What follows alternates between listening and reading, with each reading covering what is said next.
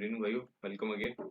Chapter number 9 start करते हैं। Actually chapter number 1 minus करना है आपने, तो चैप्टर नंबर हमारा हो जाएगा 8। क्यों? एक मैंने आपको बता चुका हूँ, हमारा ब्लैंक है।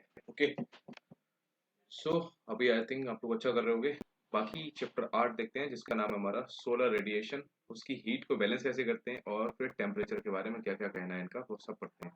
ठीक, इंपॉर्टेंट चैप्टर है, अच्छे से देखते हैं एक बार। Do you feel around you? Do you know what that we live at the bottom of huge pile of air? बहुत ज़्यादा हमारे ऊपर दबाव है, हमें नहीं पता। We inhale and exhale, but we feel the air when it is in motion. हम सांस लेते हैं, छोड़ते हैं, बराबर, लेकिन हमें तभी सुनाई, हम कब फील करते हैं जब वो गति में होती है। So it means air in motion is wind. You have already learned about the fact that Earth is surrounded by air all around. हमारे चारों तरफ हवा है, ठीक। So this envelope of air is atmosphere, which is composed of numerous gases. और यही gases क्या करती हैं? लाइफ को सपोर्ट करती हैं अर्थ के सरफेस पे। तो the earth receive almost all of its energy from the sun. ठीक, ध्यान रखना, almost all of its energy the earth in turn radiate करती है back to space the energy received from the sun. तो जो आई है एनर्जी वो वापस भी जाएगी। So as a result the earth neither warms up nor does it get cooled over a period of time. तो मतलब ये एक नॉर्मल टेम्परेचर को मेंटेन करके रखती है, ठीक। दस the amount of heat received by different parts of earth is not same. ठीक, अब जो हमारी अर्थ है, मतलब सूरज इधर से निकल रहा है, ठीक। तो आपको ये तो पता है कि पूरी अर्थ को एक बार में इक्वल वो नहीं मिलती।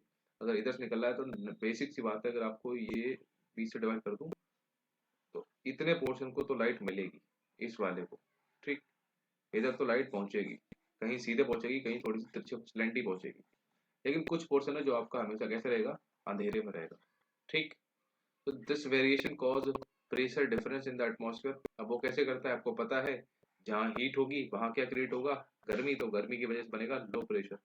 तो यहाँ अगर लो प्रेशर बन रहा है और जहाँ गर्मी नहीं है तो यहाँ बन जाएगा हाई प्रेशर। तो जहाँ ये प्रेशर बनेगा तो वहां हवाएं चलेंगी। क्यों? क्योंकि लो प्रेशर में हवाएं ऊपर उठेंगी, ये वाले नीचे गिरेंगी। तो जैसे ये ऊपर उठेंगी, यहाँ पे स्पेस खाली होगा, हवाएं चल देंगी इधर उधर, है ना। तो इससे क्या होता है? प्रेशर डिफरेंस क्रिएट होता है in the atmosphere, and this leads to transfer of heat from one region to the other by winds, ठीक। अब हम इस चैप्टर में हम करंट वगैरह पढ़ेंगे, हो सकता है। So this chapter explains the process of heating and cooling of the atmosphere and the resultant temperature distribution over the earth surface. देखते भैया, सबसे पहली बात करते हैं हम सोलर के रेडिएशन के बारे में। Okay, the earth surface received most of its energy in short wavelengths. Very important term है ये, जो शॉर्ट वेवलेंथ है। और ये क्या है? देखो, एनर्जी जो रिसीव होती है हमें, वो होती है शॉर्ट वेवलेंथ्स में। The energy received by Earth is known as incoming solar radiation, which is a short is termed as insolation, ठीक। And as the Earth is geoid, resembling a sphere, यानी कि एक थोड़ा सा बलेआकार है, so the sun's rays fall obliquely at the top of the atmosphere, and the Earth intercept करती है a very small portion of sun's energy. On an average, the Earth receives 1.9 calories per square centimeter per minute at the top of its atmosphere. The solar output received at the top of the atmosphere vary करती है slightly in a year due to variations in the distance between the earth and the sun के चक्कर में उनको depend करता है कितना मिलेगा, हीट नहीं मिलेगा। तो ड्यूरिंग इट्स रिवोल्यूशन के टाइम पे, ठीक है, around the sun the earth is farthest. जब अर्थ सबसे ज्यादा दूर होती है वो होता है from the sun is 152 million kilometre, ठीक। और वो होता है हमारा 4 जुलाई को, ध्यान रखना, वेरी इंपॉर्टेंट है। हमें लगता है 4 जुलाई के हमारे यहाँ क्या होता है? बारिश हो रहा होता है। तो सूरज इस दिन पे सबसे ज्यादा दूर होता है, ड्यूरिंग इट्स रिवोल्यूशन के टाइम पे अर्थ से सूरज बहुत दूर होता है। एंड इसी को बोलते हैं, this position of the earth is called aphelion. और 3 जनवरी एक ऐसी डेट है, the earth is nearest to the sun 147 million kilometre. ज्यादा, देखो मिलियन में ही है तो बहुत है यार अपने आप में। 47 और 6 5 52, 5 billion kilometre. So this position is called perihelion, ठीक। Therefore the annual insolation received by the earth on 3 January slightly more. अब जो पास में है तो ज्यादा हीट करेगी, receive Earth more than the amount received on the 4th July. हालांकि the effect of this variation in the solar output is masked by other factors like the distribution of land and sea and the atmospheric circulation. Hence, this variation in the solar output does not have great effect on daily weather changes on the surface of the Earth. जो मैंने आपको एक चीज बताई थी याद रखने के लिए कि मान लो ये हमारी अर्थ की सरफेस है और ये हमारा सूरज है, ठीक है। यहाँ से जो हीट आएगी ना, ये आएगी कैसे, स्मॉल, उसमें देखो ऐसे ऐसे आएगी, स्मॉल रेडिएशन, ठीक। लेकिन जब ये वापस जा रही होगी तो कैसे आएगी पता आपको, बिग रेडिएशंस में जाएगी, ध्यान रखना। यही मैं बताना चाह रहा था। देखो इन शॉर्ट वेवलेंथ, वेवलेंथ जब आएगी तो शॉर्ट वेवलेंथ में आएगी, ठीक। ये आने वाली है और जब जाएगी तो बड़े बड़े बड़े वेवलेंथ में जाएगी, ठीक है। बस इतना important. Variability of insulation at the surface of the earth. Okay, एक है 3 जनवरी, उसको बोलते हैं पेरीहीलियन, ठीक। और एक है आपका 4 जुलाई, तो इसको बोलते हैं एपीहीलियन, यानी कि अर्थ से दूर सूरज, सन, यानी कि अर्थ के पास है इसमें, ठीक। ये डेट ध्यान रखना। Okay, so the amount and the intensity of insolation vary करती है during a day, in a season and in a year, ठीक। The factors that cause these variation in insolation are क्या है। नंबर 1 है rotation of earth on its axis, ठीक। Earth के rotation पर इसकी axis. The angle of inclination of the sun rays, ठीक, कि किस एंगल पे झुकी हुई है, अर्थ का रोटेशन डिपेंड करता है। Number 3 the length of the days, कितना लंबा दिन है। अब गर्मियों में हमारे यहाँ दिन लंबे होते हैं, क्यों, क्योंकि हमारे यहाँ सोलर रेडिएशन ज्यादा पड़ रहा होता है और हमारा जो सूरज है ट्रॉपिक ऑफ कैंसर या इसके, या तो इसके ऊपर होगा या फिर इसके आसपास होगा, ठीक है। The transparency of the atmosphere, ठीक। ट्रांसपेरेंसी मतलब कि क्लियर है या नहीं है, CO2 अगर ज्यादा है तो वो ज्यादा हीट करेगा वहां पे, ठीक। The configuration of land in terms of its aspect, the last two however have less influence. तो कन्फिगरेशन ऑफ लैंड और ट्रांसपेरेंसी ऑफ एटमॉस्फेयर ज्यादा फैक्टर नहीं करते, ज्यादा इंपॉर्टेंट इफेक्ट नहीं करते। The fact that earth axis makes an angle of 66.5 with the plane of its orbit around the sun has a greater influence on the amount of insolation received at different latitudes. देखते हैं इसके बारे में। The second factor क्या determine करता है the amount of insolation received is the angle of inclination of the rays, ठीक। This depends on the latitude of a place. The higher the latitude of the less is the angle they make with the surface of the earth resulting in slant sun rays. The area covered by vertical rays is always less than the slant rays, ठीक। Slant raise क्या होती है, तिरछी जो होती है ना, ये ज्यादा एरिया कवर करती हैं। जो वर्टिकल रेज होती है कम एरिया कवर करती हैं, आपको पता ही है। कोई चीज सीधी करी, कोई चीज तिरछी, तो तिरछी है ना वो ऐसे जाएगी। अब जैसे इसको मैं आपको एक एग्जांपल समझाऊं कि कभी भी अगर आप तालाब, जैसे कोई ब्रिज है मान लो, है कोई रिवर फ्लो हो रही है, आप ब्रिज के ऊपर खड़े हो, आपने कोई पत्थर सीधे फेंका नीचे तो वो सीधे डूब जाएगा और वो कम एरिया तय कर पाएगा। लेकिन अगर आप सीधे ना यहाँ पे खड़े ना होके, अगर आप जो रिवर फ्लो हो रही है उसके यहाँ पे खड़े हो बैंक पे, और इधर से आप तिरछा करके वो मारो, तो जो पत्थर होगा वो ये ऐसे गच्चे खाते हो जाएगा, ठीक है। तो ऐसे वो ज्यादा एरिया कवर कर रहा है, समझ रहे हो। तो स्लैंटली वो ज्यादा एरिया कवर करता है। तो if more area is covered, अब ज्यादा एरिया कवर होगा तो एनर्जी डिस्ट्रीब्यूट हो जाएगी and the net energy received per unit area decrease हो जाएगी। वही है कि इधर से जब आप फेंकोगे पत्थर तो ज्यादा डीप गहरा जाएगा, लेकिन इधर से जब आप फेंकोगे तो वो उसकी एनर्जी ना बट जाएगी, तो वो ज्यादा दूरी तो तय करेगा लेकिन डीप नहीं जाएगा, ऐसे हो सकते हैं। Moreover, the slant rays are required to pass through greater depth of atmosphere, resulting in more absorption, scattering and diffusion ज्यादा हो जाता है उनका, ठीक है। कुछ नहीं, मैं आपको यही समझा देता हूँ। समर सोल्स्टाइस ये क्या होता है, देखो हमारी अर्थ का है 23.5 डिग्री, ये मैं आपको पहले बता चुका हूँ, इसमें फिर से बता रहा हूँ। नॉर्थ साउथ ये पोल है, आपको पता है 23.5 डिग्री झुकी हुई है, ठीक है, अपने एक्सेस से। तो ऊपर आ जाता है 66.5 डिग्री, ठीक, और नीचे भी आ जाएगा, ओके, ठीक। तो अगर इधर हमारा सन है, मान लो हमारा सन इस साइड में है, ठीक, तो उसकी रेडिएशन ऐसे आएंगी। तो आप देख लो यहाँ पर जो यहाँ वाले लोग होंगे, यहाँ पर तो इनको डायरेक्टली यानी कि इनके ऊपर वर्टिकल पड़ेंगे लेंस, ठीक है, इनको हीट ज्यादा मिलेगी लेकिन एरिया ये कम कवर है। लेकिन जो स्लेंटी रेज है ना, जो स्लेंटी रेज ये जो हमारे पोल्स पे पड़ रही होगी, ठीक, इनको हीट कम मिलेगी, लेकिन ये जो हीट है जो हमारा सन की लाइट्स हैं ये एरिया ज्यादा कवर करेंगे, ठीक है। समर सोल्स्टिस, इसको क्या बोलते हैं यार, हाँ इसको बोलते हैं जब हमारे सन की रेस ट्रॉपिक ऑफ कैंसर पे डायरेक्टली पड़ रही होती है, ठीक। वो कब होता है, 21 मई होता है, जून होता है, 21 जून होता है, देखते हैं। The passage of the solar radiation through the atmosphere बात करें, the atmosphere is largely transparent to short wave solar radiation, आपको बताया था ना, छोटी छोटी वेव से आ जाती हैं। The incoming solar radiation passes through the atmosphere before striking the earth's surface, so within the troposphere water vapor, ozone and other gases absorb much of the near infrared radiation, ठीक।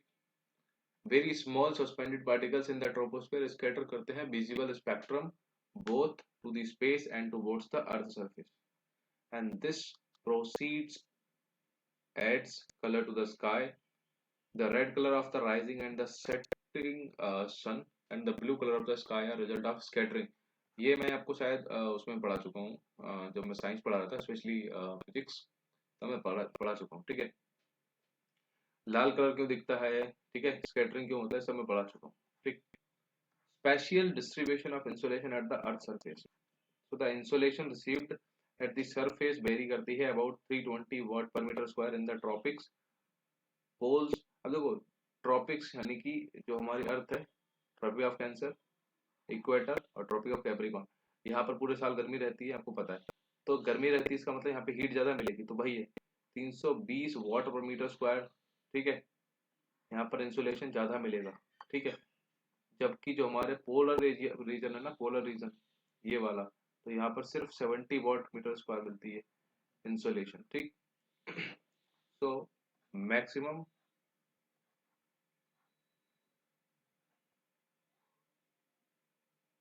Land mass is, ऐसे लिखा ना कुछ, पता नहीं क्या लिखा।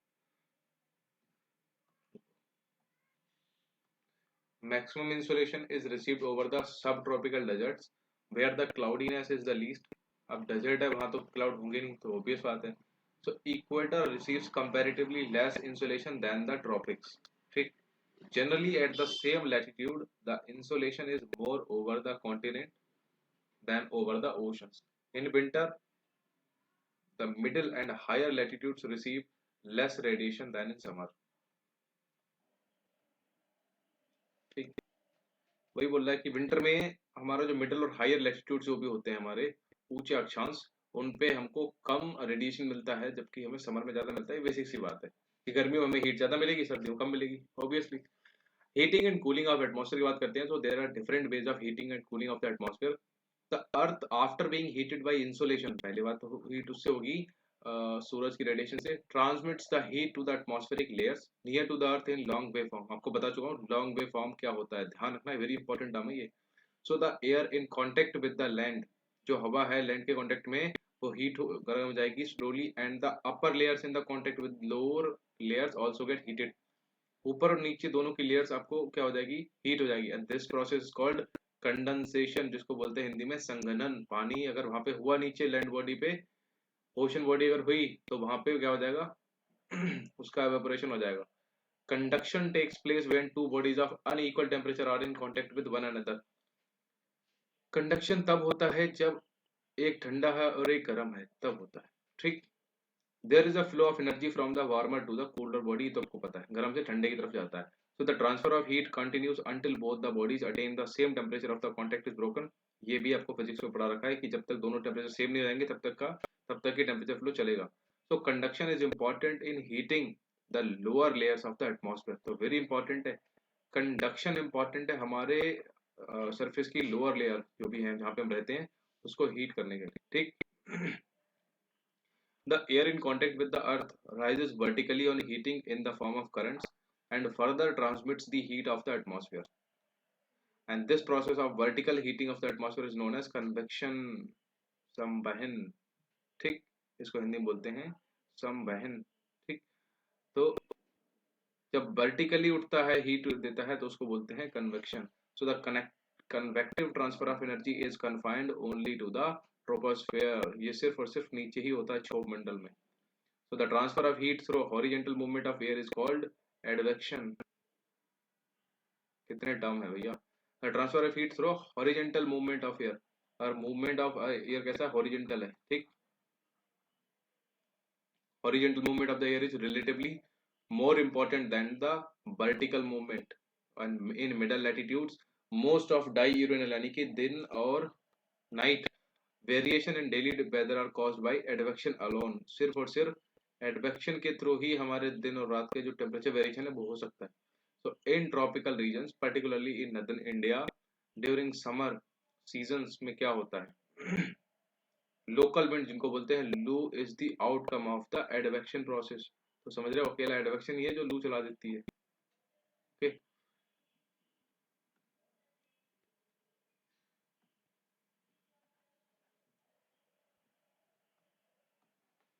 ठीक है। टेरेस्ट्रियल रेडिएशन की बात करते हैं। सो द टेरेस्ट्रियल मतलब समझ रहे हो ना, जो हमारा अर्थ से कनेक्ट में है। So the insolation received by the earth is in short wave forms and heats up its surface.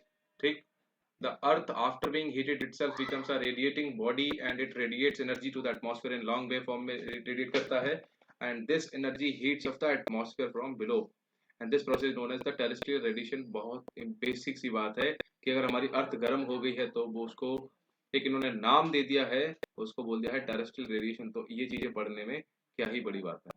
The long wave radiation is absorbed by the atmospheric gases. मैंने आपको बताया था लॉन्ग वेव रेडिएशन कौन सी होती हैं? जो वापस जाती हैं, और एटमॉस्फेयर में हमारे गैसेस हैं जैसे कि CO2 वगैरह, तो वो इन वेव्स को क्या कर लेती हैं? एब्जॉर्ब कर लेती हैं by CO2 and other green house gases, and thus the atmosphere is indirectly heated by the earth radiation. बहुत बेसिक सी चीज लिखी है यहाँ पे। The atmosphere in turn radiates and transmits heat to the space, and finally the amount of heat received from the sun is returned to the space, thereby maintaining constant temperature at the earth surface and in the atmosphere। ठीक, heat budget of the planet अर्थ की क्या बात यहाँ पे दे रखी है? तो depicts जो भी यहाँ पे दे रखा है, the heat budget of the planet earth, the earth as a whole does not accumulate और लूज हीट। पूरी नहीं करती है, it maintains its temperature। ठीक, and this can happen only if the amount of heat received in the form of insolation equals the amount lost by the earth through terrestrial radiation। अगर वो equal है तभी ये चीज होती है, otherwise नहीं होती। so consider that the insolation received at the top of atmosphere is 100%। मान लो इंसुलेशन हमने हमारे टॉप ऑफ एटमॉस्फेयर 100% मिली, while passing through the atmosphere some amount of energy reflect हो जाएगी, कुछ स्कैटर हो जाएगी और कुछ क्या हो जाएगी? एब्जॉर्ब हो जाएगी। So only the remaining part reaches कहाँ? वापस जाता है, रीचेस द अर्थ सरफेस। पहले तो अर्थ सरफेस पे बहुत कम मिलता है, ठीक है, एंड रफली 35 units are reflected back. 35 units ही वापस जाती हैं to space even before reaching the earth surface. Of these 27 units are reflected back from the top of the clouds. मतलब जितना हमारे पास पहुंचना चाहिए 35 में से 27 यानी कि 27 यूनिट पहले ही हमारे जो ऊपर के क्लाउड्स हैं NSCC वो उसको वापस कर देते हैं। ठीक, and 2 units from the snow and ice covered areas of the अर्थ, और स्नो से वापस आता है। आपको पता है सबसे ज्यादा एल्बिडो एक अच्छा ये दे रखा है ना, the reflected amount of radiation is called the albedo of earth. यानी कि reflection, albedo is a kind of reflection, जो मैक्सिमम रिफ्लेक्ट करेगा उसका एल्बिडो मैक्सिमम होगा। तो सबसे ज्यादा जो रिफ्लेक्शन होता है ना वो होता है हमारे आइस का। ठीक, the remaining 65 units are absorbed 14 units within the atmosphere and 51 units by the अर्थ के सरफेस से, and the earth radiates back 51 units। जितना उसने एब्जॉर्ब किया उतना वापस करेगी in the form of terrestrial radiation, and इसमें से 17 units are radiated to space directly। ठीक, 17 यूनिट स्पेस में डायरेक्टली रेडिएट होंगी, and the remaining 34 are absorbed by the atmosphere की जो गैसेस है। 6 unit absorbed directly by the atmosphere, 9 units through convection and turbulence, and 19 unit through latent heat of condensation. ठीक, तो ये पूरा आपको याद रखने की जरूरत नहीं है ज्यादा। ठीक, 48 units absorbed by the atmosphere, 14 units from insolation plus 34 units from terrestrial radiation are also radiated back into space. Thus, the total radiation returning from the Earth and the atmosphere respectively is 65 units. ध्यान रखना, which balance the total of 65 units received from the sun. जितनी हमें मिलती है उतनी हम कर देते हैं भाई indirectly. So this is term the heat budget or the heat balance of the Earth. तो बस ये टर्म याद रखना कि हमें कितनी मिलती है 65 यूनिट, बस, और इतने वापस कर देते हैं। So this explains why the Earth neither warms up nor cools down despite the huge transfer of heat and that takes place. तो कितनी भी हीट आ जाए हम हमारा टेम्परेचर नहीं ज्यादा बढ़ता है। शॉर्ट वेव सोलर रेडिएशन मैंने आपको बता चुका हूँ। ठीक, क्लाउड से रिफ्लेक्ट हो जाएंगी और जो आपका रेडिएशन से स्कैटर हो जाएंगी। ठीक, लॉन्ग वेव वाली क्या होती है, रेडिएटर फ्रॉम द अर्थ जो वापस जा रहे हैं वो सीधे जाएंगे। ठीक है, +9 19, तो ये वही सब दिखा रखा है। ओके, नेक्स्ट देखते हैं, variation in the net heat budget at the earth surface. तो भैया as explained earlier there are variation in the amount of radiation received at the earth surface. ठीक, तो सम पार्ट ऑफ अर्थ है surplus radiation जहाँ पे बहुत ज्यादा radiation है, बैलेंस है, while the other part has deficit, बहुत कमी है रेडिएशन की। तो देखते भैया, the net radiation balance of the earth, the atmosphere system figures shows that there is a surplus of net radiation balance between 40 degrees north and south. ठीक, net radiation balance between 40 degree north and south and the regions near the poles have a deficit. तो obviously poles पे आपको 30 क्यों मिलती है, क्योंकि वहाँ temperature कम है तो रेडिएशन वहाँ कम होगा। The surplus heat energy from the tropics is redistributed pole buds, and as a result, the tropics do not get progressively heated up due to the accumulation of excess heat, or the high latitudes get permanently frozen due to excess deficit. Basic सी बात है, जो height है वहां पे आपको पता है टेम्परेचर कम हो जाता है, तो वो सब क्या जाते हैं, उसमें रेडिएशन का डेफिसिट यानी कि रेडिएशन कमी है। ठीक, अब टेम्परेचर की बात करते हैं। So the interaction of insolation with the atmosphere and the earth surface creates heat which is measured in terms of temperature, while heat represent करता है the molecular movement of particles comprising a substance.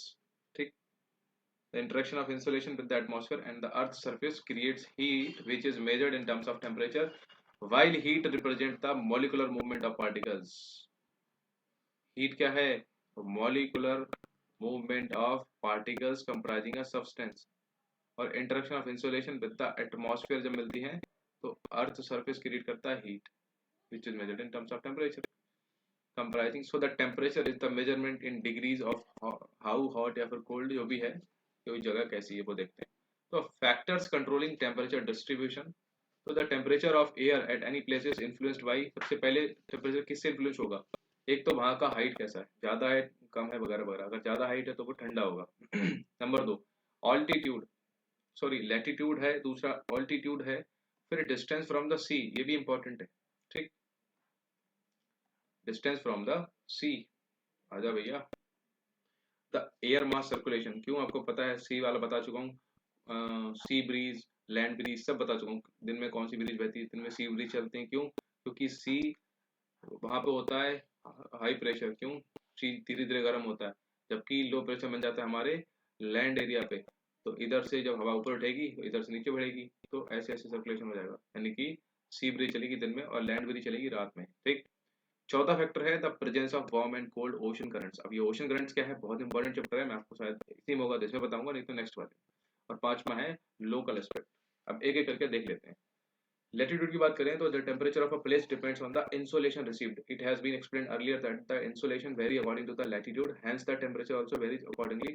Latitude वही था यार, ये हमारा अर्थ है, ये 0 degree है, 1 2 3 ऐसे करके ऊपर 90 डिग्री हो जाएगा, नीचे भी 90 डिग्री। ठीक है, तो यहाँ पर जो ये हमारा जो लैटिट्यूड है, यहाँ पर टेम्परेचर हमें कम मिलेगा। ठीक, ठीक है, तो ये लैटिट्यूड्स पे क्या आता है, देखो ये 23.5 डिग्री ऊपर ट्रॉपिक ऑफ कैंसर कैप्रिकॉन, इनके बीच में आपको पता है हमेशा टेम्परेचर हाई मिलेगा आपको। ठीक, और आईटीसीजेड आपने सुना है ना, तो ये सब क्या है, ये सब लैटिट्यूड का ही तो खेल है भैया। आईटीसीजेड क्या है, हमेशा लो प्रेशर जोन है। ठीक है, हाई टेम्परेचर मिलेगा ऑल द टाइम, तो वो इन्हीं के बीच में लोग हमेशा मिलेगा आपको ICCZ। ठीक, तो ये सब चीजें क्या है, ये लैटिट्यूड पे डिपेंड करती हैं। फिर दूसरा बताया था ऑल्टीट्यूड, हाइट के अकॉर्डिंग, अगर हाइट पे आप जाओगे टेम्परेचर कम मिलेगा। So the atmosphere is indirectly heated by, एक second sorry, atmosphere is indirectly heated by terrestrial radiation from below, therefore the places near the sea level, ये रिकॉर्ड करते हैं हाई टेम्परेचर। आपको पता है अगर आप रहोगे साउथ इंडिया में कहीं भी नियर टू द चेन्नई वगैरह, मुंबई वगैरह, तो वहां पर आपको रेनफॉल और बहुत ज्यादा टेम्परेचर मिलेगा आपको। ठीक है, ठीक है, ये तो हो गया ऑल्टीट्यूड आपको। Then the places situated at higher elevation, so in other words the temperature generally decrease with increasing height. The rate of decrease of temperature with height is termed as the normal lapse rate. Question आया हुआ है इस पे, and it is 6.5 degree Celsius पर 1000 metre पर kilometre होता है, 6.5 degree Celsius आपका टेम्परेचर घटता जाएगा, उसको बोलते हैं नॉर्मल लैप्स रेट। ये एक TYQ है। ठीक, okay. Distance from the sea भी मैटर करता है। So another factor that influence the temperature is the location of a place with respect to the sea. So compared to the land, the sea gets heated slowly and loses heat slowly. धीरे धीरे ठंडा होता है, धीरे धीरे गर्म होता है। The land heats up, cools and down quickly, and therefore the variation in temperature over the sea is less compared to the land.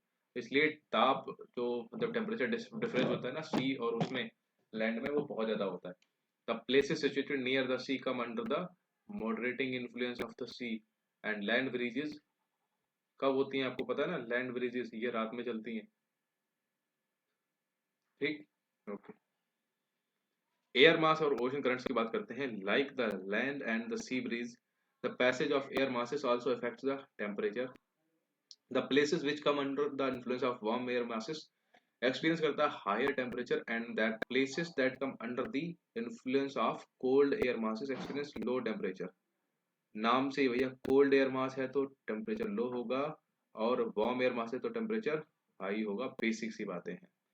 And similarly the places located on the coast where the warm ocean currents flow record higher temperature than the places located on the coast where the cold currents flow. समझ रहे हो ना, ये currents के बारे में आपको पढ़ा भी चुका हूँ, अगर आगे आएगा तो मैं फिर पढ़ाऊंगा। टेम्परेचर डिस्ट्रीब्यूशन की बात करें, so the global distribution of temperature can well be understood by studying the temperature distribution in January and July.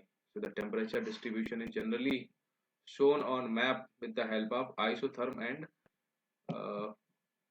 isotherms lines। ठीक है, ये हमको मैप स्टडी कराती है टेम्परेचर का। ठीक है, सो आइसोथर्म्स क्या होते हैं? आइसोथर्म बोले तो सम तापीय लाइंस ऐसी होती हैं are lining joining places having equal temperature, जहाँ पे सम इक्वल टेम्परेचर है, उन टेम्परेचर वाली लाइंस को जो ज्वाइन करती हैं उनको बोलते हैं आइसोथर्म्स लाइंस। ठीक है, तो उनके देखते नीचे दे रखा होगा। सो इन जनवरी, हाँ बोलो, in January in general the effect of the latitude on temperature as is well pronounced on the map. देखते हैं भैया, as the isotherms are generally parallel to the latitude। isotherms क्या होती हैं? वो latitude हमारे ऐसे होते हैं, वो भी ऐसे ही होती हैं।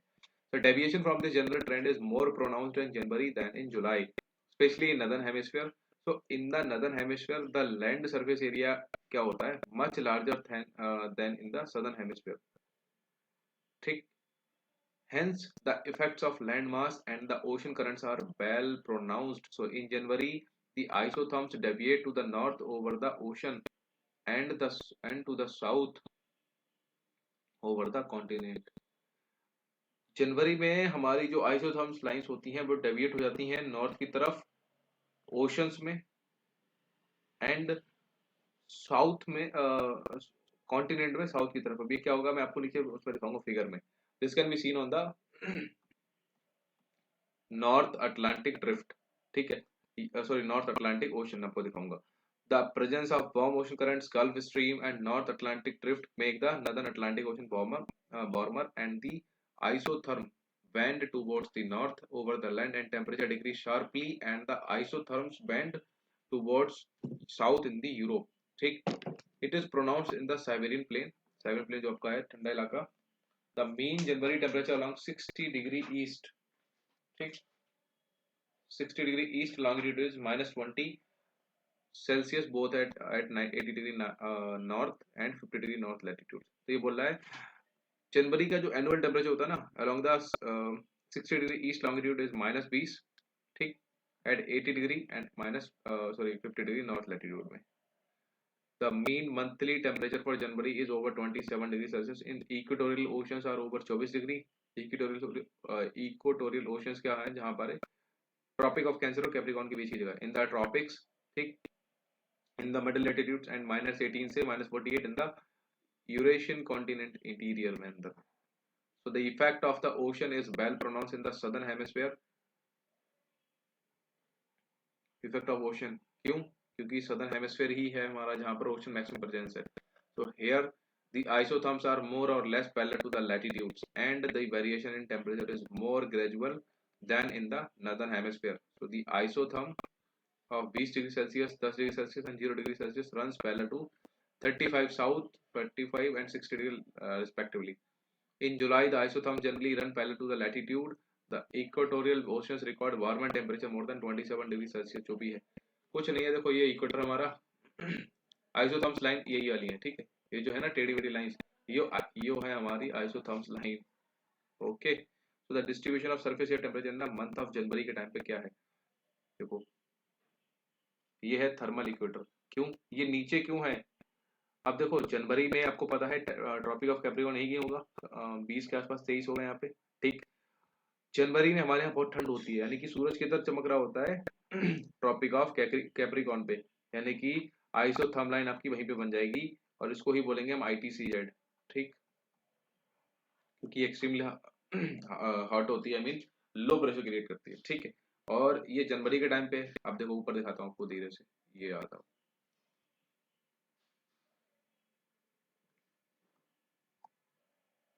ये देखो the distribution of surface air temperature in the month of July. Time ध्यान रखो, अब जुलाई में हमारे यहाँ क्या हो रही होती है, जून जुलाई, जून बरसात आ गई होती है ना, ठीक। तो अब देखो बरसात में क्या हो रहा है, तब तक हमारा सूरज है वो ट्रॉपिक ऑफ कैंसर से कैप्रिकॉर्न की तरफ हो चुका होता है, ठीक है, और इधर से नीचे मूव करने लगता है, ठीक, जुलाई में, क्योंकि 21 मई होता है, 21 जून होता है, 21 जून होता है ना शायद, उसके बाद आपका आपका जो सूरज है उसकी लाइन ट्रॉपिक ऑफ उसकी जो रेखाएं हैं, सूरज की किरणें ट्रॉपिक ऑफ कैंसर से नीचे पड़ने लगती हैं। तो ये जुलाई में है। और एक और टेम्परेचर है, देखो ये यहाँ पे दे रखा होगा,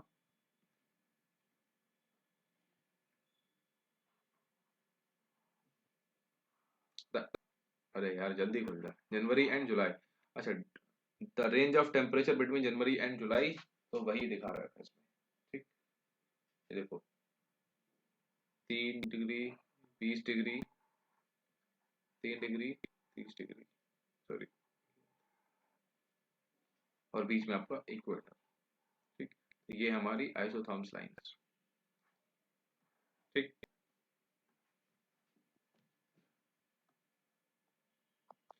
So over the land, more than 30 degrees Celsius is noticed in the subtropical continent region of Asia along the 30 degree north latitude. So along the 40 degree north runs the isotherms of 10 degrees Celsius, and along the 40 degree south, the temperature is 10 degrees Celsius. ये सब उस पे figure देख लेना। Shows the range of temperature between January and July. The highest range of temperature more than 60 degrees Celsius over the northeastern part of Eurasian continent. This is due to continentality. The least range of temperature 3 degree Celsius found between 20 से 15 degree Celsius, ठीक। Inversion of temperature क्या होता है? Normally temperature decrease with increase elevation, आपको पता ही है, height पे आप जाओगे आपका टेम्परेचर घटेगा, ठीक। It is called normal lapse rate, जो कितना था 6.5 डिग्री सेल्सियस पर किलोमीटर, ठीक। तो at times the situation is reverse and the normal lapse rate is invert, ये उल्टा हो जाता है, and it is called inversion of temperature. So inversion is usually of short duration but quite common.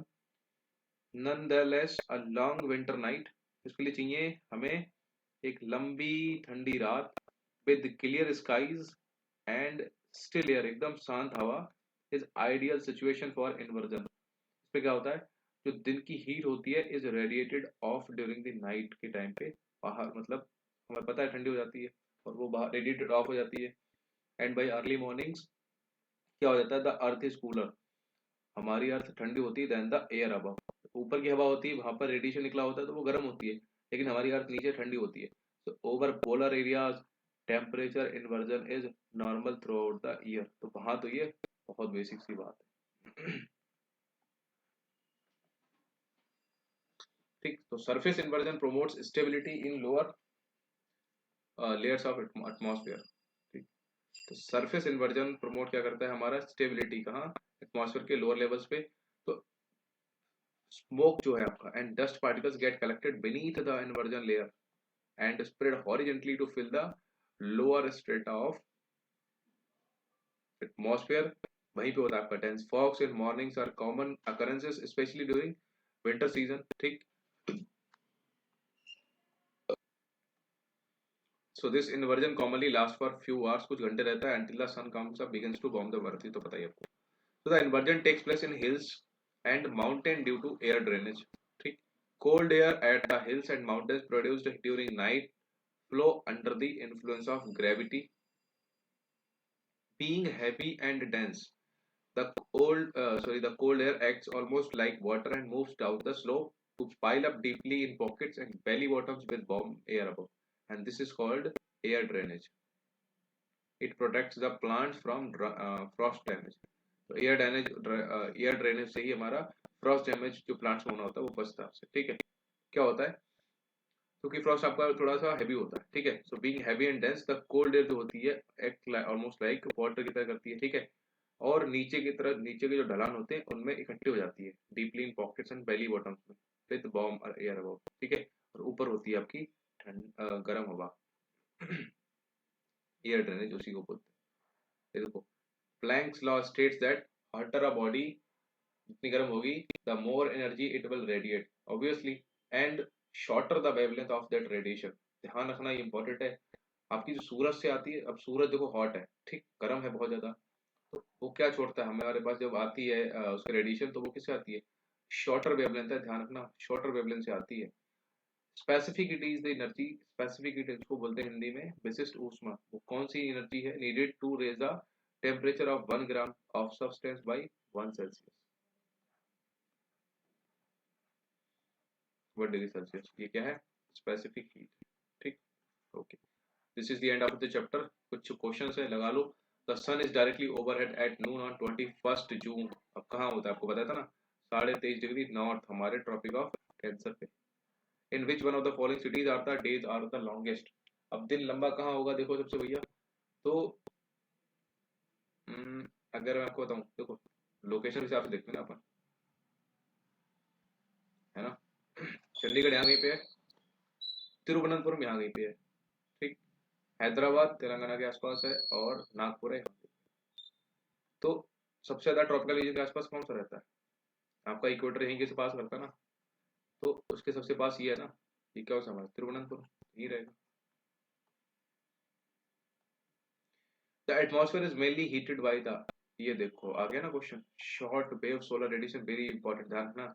Heated है short wave solar radiation से, और long wave से क्या होता है, ये रेडिएटेड ऑफ होता है, यानी कि रेडिएशन से निकलती तो लॉन्ग वेव से निकलती। ठीक, ठीक, ये क्वेश्चन एक बेसिक लगा लेना। मैचिंग का है, जैसे इंसोलेशन और आइसोथर्म। आइसोथर्म मैंने अभी आपको बताया है कि जो लाइंस हैं जो ज्वाइन करती हैं इक्वल टेम्परेचर प्लेसेस को। ठीक, एल्बिडो, या सबसे ज्यादा एल्बिडो होता है हमारा, रिफ्लेक्ट करने की जो कैपेसिटी होती है वो हमारी सबसे ज्यादा होती है स्नो की। ठीक है, चलने का, तो स्नो सबसे ज्यादा रिफ्लेक्ट करता है। उसके बाद आता है आपका डेजर्ट। ठीक, तो स्नो में जैसे हमारे सोल्जर्स वगैरह जो पोस्टेड होते हैं वो लोग क्या करते हैं, सन ग्लासेस पहनते हैं। क्यों, क्योंकि इतना बुरा ये रिफ्लेक्ट करता है स्नो, उनकी आंखों तक को डैमेज कर सकता है, तो इसलिए वो लोग हमारे ये स्नो ग्लासेस पहनते हैं। ओके, तो एल्बिडो इस क्या है, the percentage of visible light reflected by the object. ठीक, इंसोलेशन ये क्या है, इनकमिंग सोलर रेडिएशन है। ठीक, और एनुअल रेंज क्या है, the difference between the mean temperature of the warmest and the coldest month का एनुअल टेम्परेचर है।